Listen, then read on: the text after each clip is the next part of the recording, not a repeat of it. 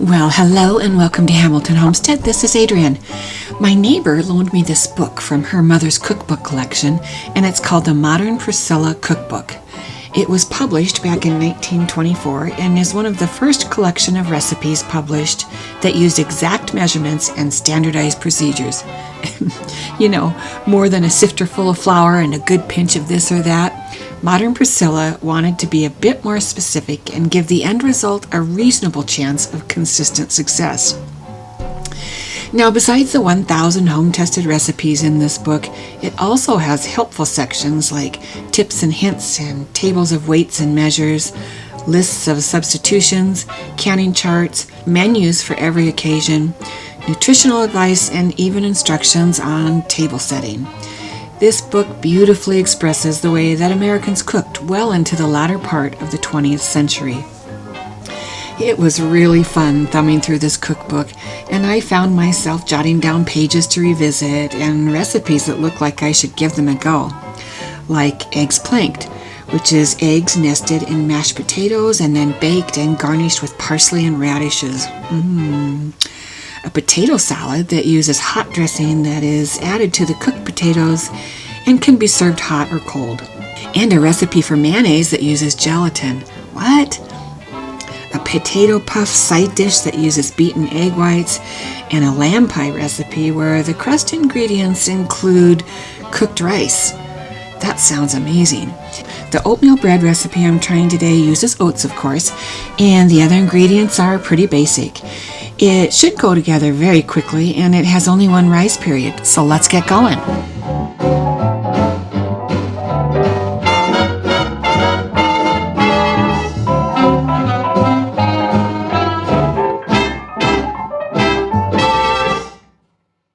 An ingredient list for this recipe will be in the description.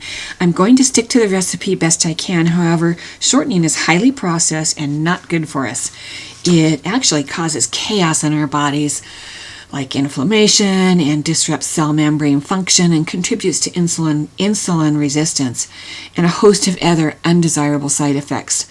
So, do your own research, but I think you'll see why I've eliminated shortening from our diet.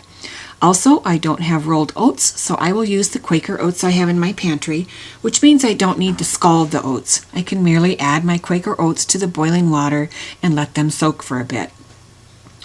I'm tempted to add honey in place of the sugar, maybe replace some of the water with milk or an egg, and use a little whole wheat flour in place of some of the white flour. But I really want to honor the integrity of this Roaring 20's bread recipe.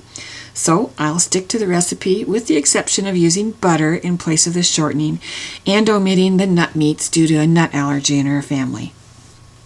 First up, I boil the 3 cups of water and add the oats and let it rest for a few minutes before mixing in the butter and letting it cool down to lukewarm.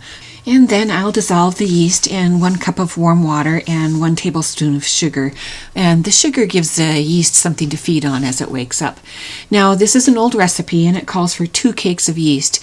And 1 cake of yeast equals 2 1/4 teaspoons. So I'm adding about 4 1/2 teaspoons of yeast.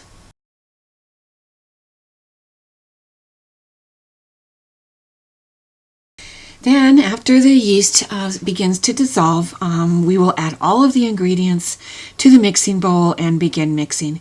And the recipe says to use enough white flour to get a stiff dough. So, in my case, it took about 7 1/2 cups of flour to get that stiff dough that they were describing in the recipe. And you'll see as I'm mixing it, I'm kind of slowly adding additional flour as needed, and I want the dough to begin to kind of pull away from the edges of the mixer. This was actually kind of a large batch of dough for my mixer, so next time I make this I might scale down the proportions just a little bit so that I can make just a slightly stiffer dough and not overwork my mixer.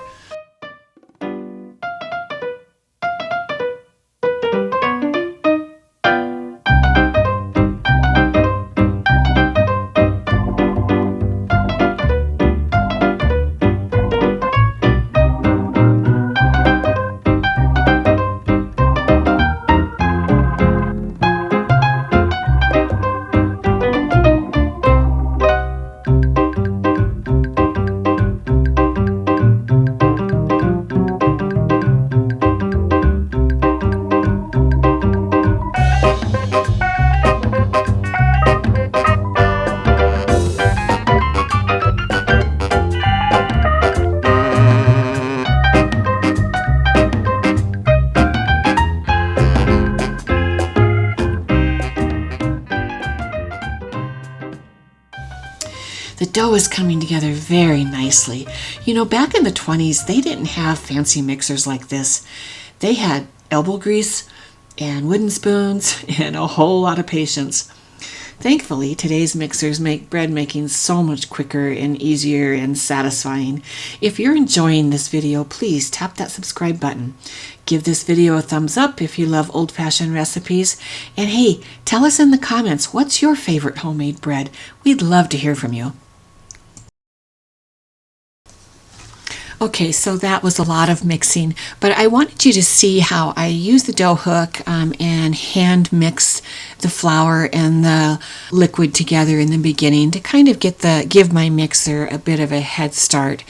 And also, you need to kind of feel the dough as you're adding the flour, and watch how it's maneuvering in the bowl as the mixer is kneading that dough.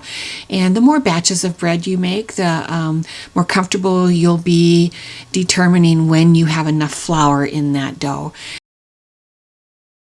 This recipe does not call for a rise period after that first mixing, which most of the dough bread that I make, there's 2 rise periods. There's one after you make the dough, and then you shape it, and then you let it rise again.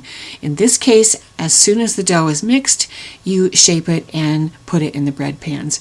And you can see this dough is very soft. It's very easy to work with. It's easy to shape and get in those loaf pans.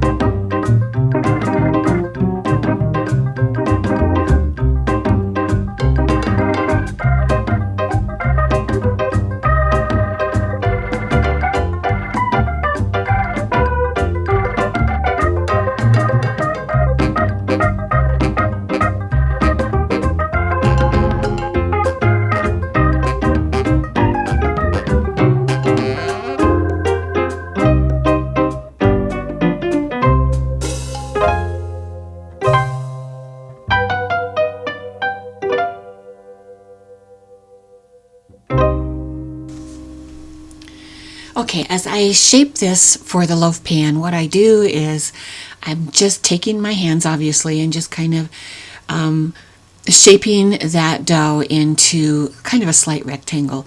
And then I fold both ends over, kind of making it a large triangle, and then I tightly squeeze it together. And what happens is the center has just a little bit more dough, and you get a really nice rise in that loaf pan. And I'm going to go ahead and put these pans of dough in my oven and use the proofing function on my oven.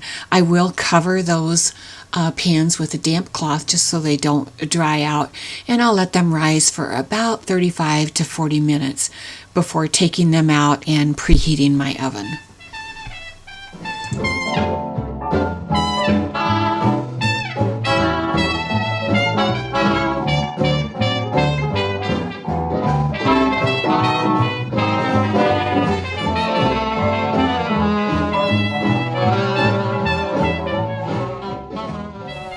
Okay, so here is just a habit that I do. I like to brush my bread with a little bit of an egg wash just to get that beautiful golden crust.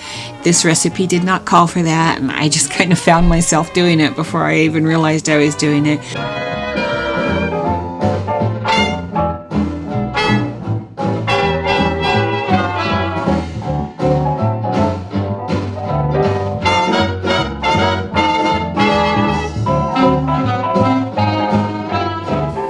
Okay, for my oven and loaf pan size, I bake this bread at 350 degrees for 40 minutes. Now, if you're unsure of how to tell if bread is done, use a thermometer. Bread is typically done when it has an internal temperature of 180 to 190 degrees. I have to mention just how amazing this bread smelled while it was baking. I know all bread smells wonderful as it bakes, but this bread has more than the typical warm and comforting mix of yeast and butter and toasty aromas. I think the oatmeal takes it to a whole new level of warmth and anticipation and an overall sense of happiness. Now that may sound corny to you, but I challenge you to bake this bread and come back here and give us a description of the aroma of this bread as it bakes. And for the taste test, holy cow, where has oatmeal bread been all my life? It's absolutely fantastic. Great flavor. The texture is soft and it has the perfect balance of chewiness to tenderness. I tried it with butter and honey. I tried it with just butter. And I tried it plain, and it was fantastic on every level. I can't wait to toast it. I think it will make amazing toast. This is a definite repeat. Well, actually, it's more than a repeat. It will go in version 2 of my cookbook. I absolutely love this recipe. Maybe I should try the Raisin Potato Bread on the next page. Oh, I almost forgot the donuts and fritters section. There's a banana fritter that sounds very interesting. Oh my goodness, I think I just fell down a rabbit hole.